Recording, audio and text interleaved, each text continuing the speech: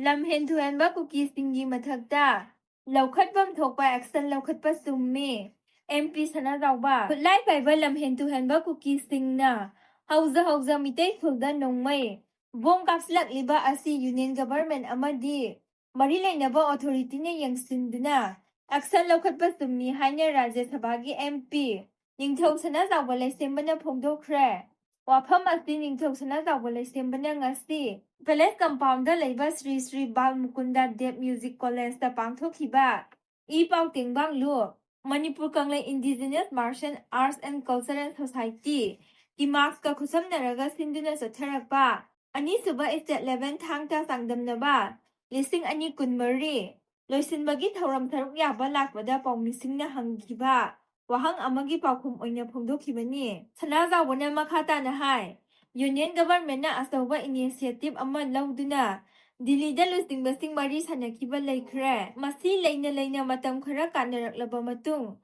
ngarang ikhang khangawdana kautrukda nongmai kapsilakiba asi akanba mawangda yaningde mitai gi oinadi ngasi phawba asi nongmata horuba leite ngakthokpa khaktani Union Government amadi mari leinaba authority na midyang tangduna lamhen tuhanba kuki singi mathakta action lokhat haningi haiki MP sanazauba laisembana ngasigi thoram aduga mari lainana hai kanagumba kharana hojikki matamda thangta sanaraga karibu kanadoino sakhatlaba matamsida nongmai bom top amadi nuclear matamsida haina hairapasu lei masidi yamna aranba wafamni thangta asi aikhoina miraiba yaroi Manipuri singna ngasi sahi lising kayagi puwari civilization lerakpani haiduna takthokpa ngamliba asi thangtagi mahaigi mapanani thangta salangi mahai khaknatana satnaron thaksi khasi thogalon amadi khunairon yauri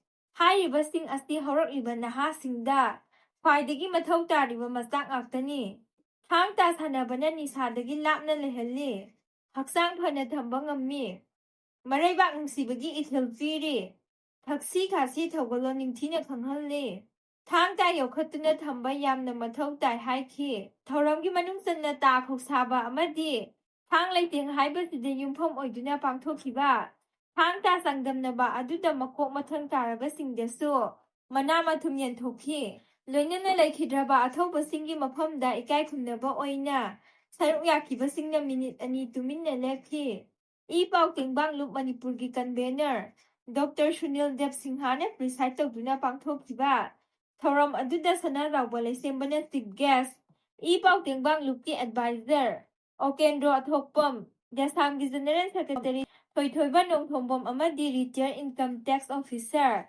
Laisram Ramcharanna guest of honor sing oina saruk yakhi Dr. Somengi yumda bom thamjilambabu yaningdaba phongdoktuna wakat mifam phamkhre Thawal district ki Thangabokda leiba Sur Hospital gi proprietor Dr. Laisram Somengi yumda khulai matiksana paiba gypsy amada lakpa miyoi taret lomna imungi miyoi singda ki han khangan baga loinana hand grenade ama thamjilambabu yaningdaba phongdoktuna ngasi Thangabokda miyamna national highway tamaga ani thingduna khongjang changsinkhre ban aduda khongjang loisingna athokpam arongthong amadi wangbalda akanba mawangda lambi thingbagi khongjang changsinki national highway asida lakba asat awok pumnamak athokpam arongthongdagi nepra phauduna amadi wangbaldagi nepra phauduna satpa lambida phauduna satnakhi khongjang aduda saruk yakhibi Sarojini Gaubi Maira paibi lusingbi amana hai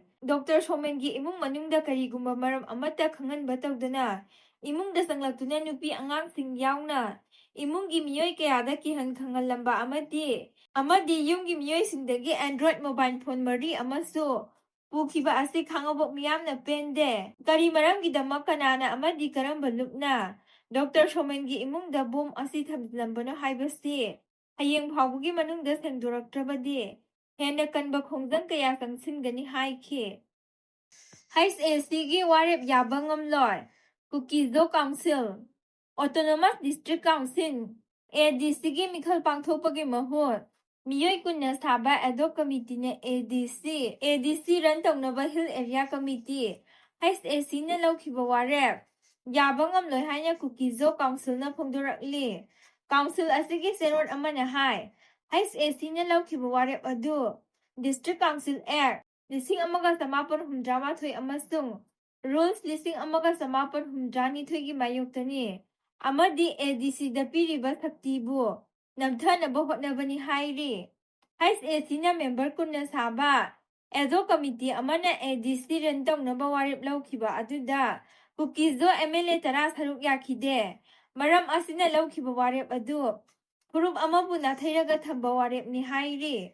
Panba yabadi tha asigi tara marida. Hill Area Committee na lawkhiba warep amada. ADC mikal pangthoktriba phawba. Miyoi kunna saba committee. ADC khudingmaki lingduna ADC salainaba warep lawkhibani. Member kun asigi manungda tara nipana. Hanagi ADC membersing.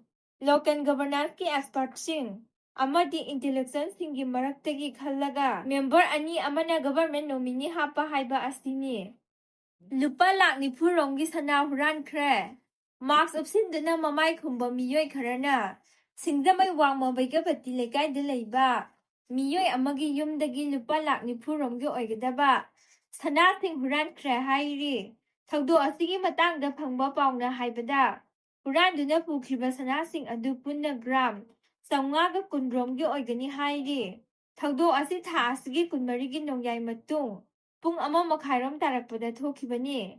Imphal Eastki Porompat Police Station na huranbagi case ama. Loukhatuna thizinba haukibaga loinana. Tenaba miyoi sing phagatuna hurankhriba sana sing adu. Recover tawnaba thabak loukhatle hairi. Myanmar gi ngamkhai manungda leikhidraba. Athawbo oinam gulugi mangani lehu. Miyam gi khongsatka loinana pangthokkhre. Haukiba tha asigi kulhumdoida. Manipur Myanmar gi ngamkhai border pillar number. Humdrani thoi manakta ireibak iramdam ngaknaba satpa. Khongsat amada leikhidraba. RPF PLA gi measure. Oinam babu maite. Allies gulugi mangani lehun tambagi thoram. Ngasi leikhidraba gulugi mayum ziribam kadam talada. Miyoi kayana saruk yaduna mapung phana pangthokkhre. Ngasi ayupung nipal taba matamda measure oinam babu maite. Allies gulugi mangani lehun tambagi thoram adu kadam tala. Sunrise Club da miyam punduna leikhidraba. Athawba asigi photo da miyam na leisukatuna. Ikai khumnaba utlaba matung. Miyam gi oiba rally ama kadam taladagi khongsanduna. Singdong lekai phawba satki. Matung da singdong lekai da leiba athawba singi ningsing khubam phawba laktuna. Rally adu loisinki. Rally adu da saruk yakiba miyam na aikhoigi ireiba aikhoina ngakadabani. Mitop singna aikhoibu kanbiroi. Aikoi isana isabu kanjagadabani. Aikoi gi tumgi lamsat aikoi nya senggadabani. Aikoi ning tamba pami. Aikoi amato oina punsille. Apun bana pangani haiba kholau kaya lauduna amadi. Banner paiduna rally adu satki hairi.